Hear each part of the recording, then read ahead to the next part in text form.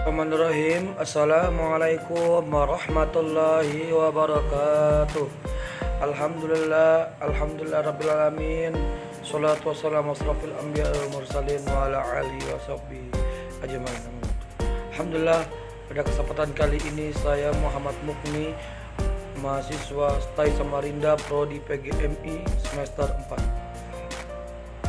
Pada kesempatan kali ini kami ingin menyampaikan ruang lingkup pembelajaran PKN MI atau STM.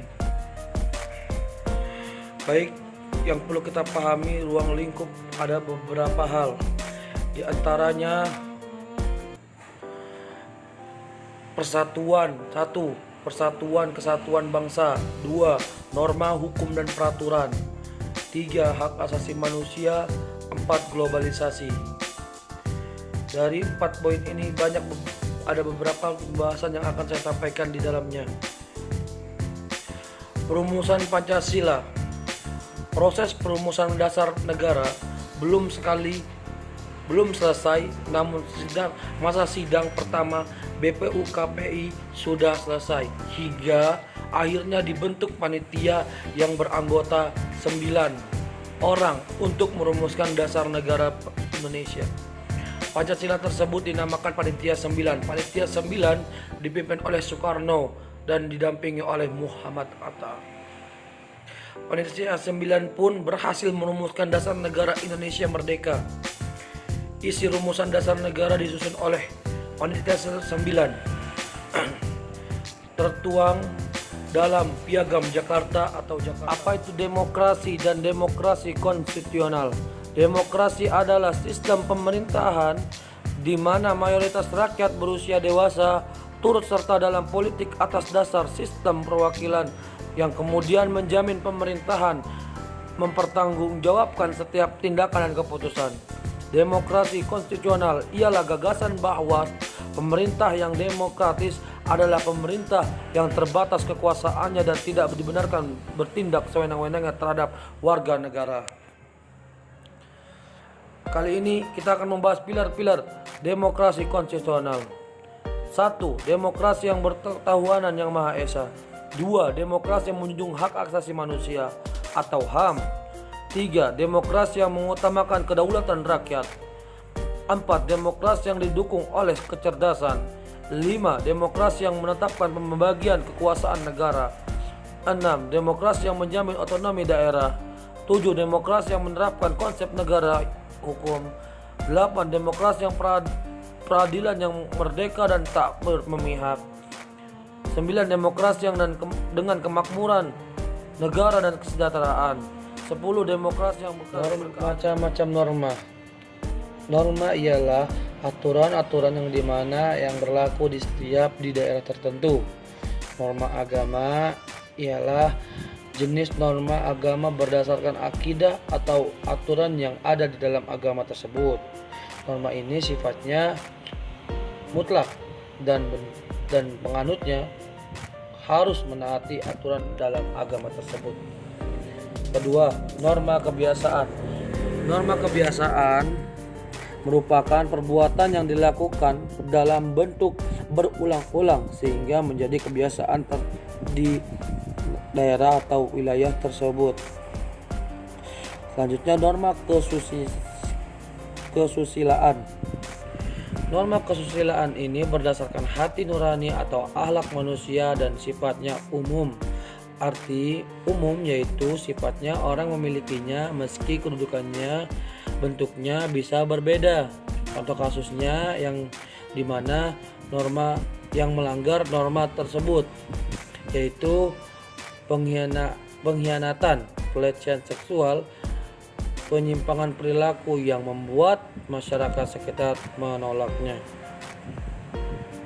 Lanjut, keempat, norma hukum.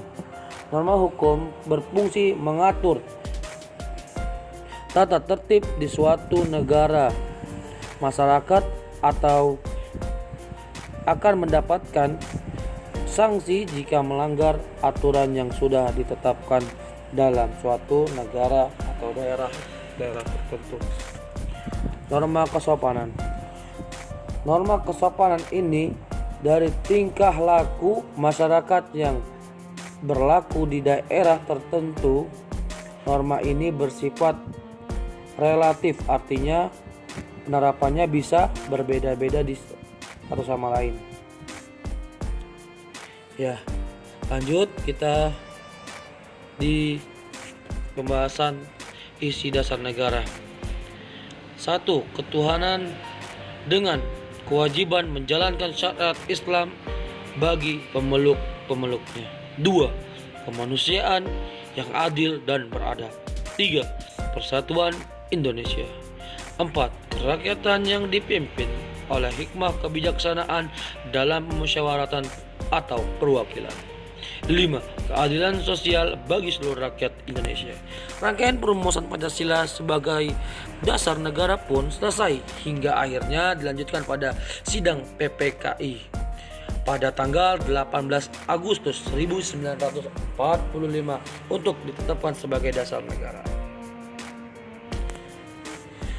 Kita lanjut di pembahasan globalisasi. Globalisasi adalah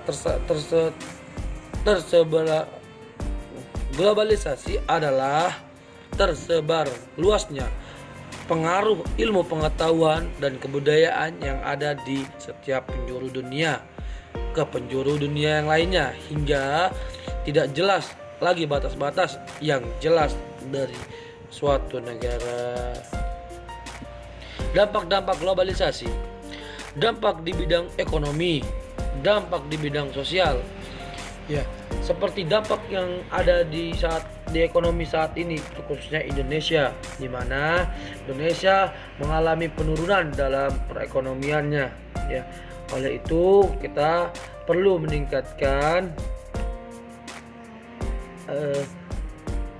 penghasilan daerah atau penghasilan minyak bumi yang dimana kita kelola sebaik-baiknya untuk meningkatkan ekonomi daerah tersebut. Selanjutnya, contoh dari dampak bidang sosial.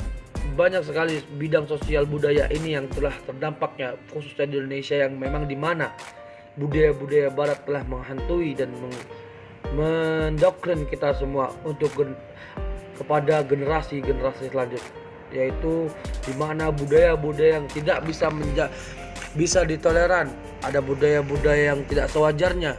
Banyak hal budaya-budaya yang telah mencemari dan menghantui di masyarakat kita, khususnya di generasi muda. Contoh-contoh globalisasi. Globalisasi keuangan, globalisasi budaya, globalisasi politik, globalisasi sosiologis, globalisasi teknologi, globalisasi grafis, dan globalisasi ekologis. Sekian, terima kasih. Mohon maaf jika ada kata-kata yang kurang berkenan. Apabila ada yang benar itu datangnya dari Allah Subhanahu wa taala, dan bila ada yang salah itu datangnya dari diri saya pribadi. Wabillahi taufiq wal hidayah. Assalamualaikum warahmatullahi wabarakatuh.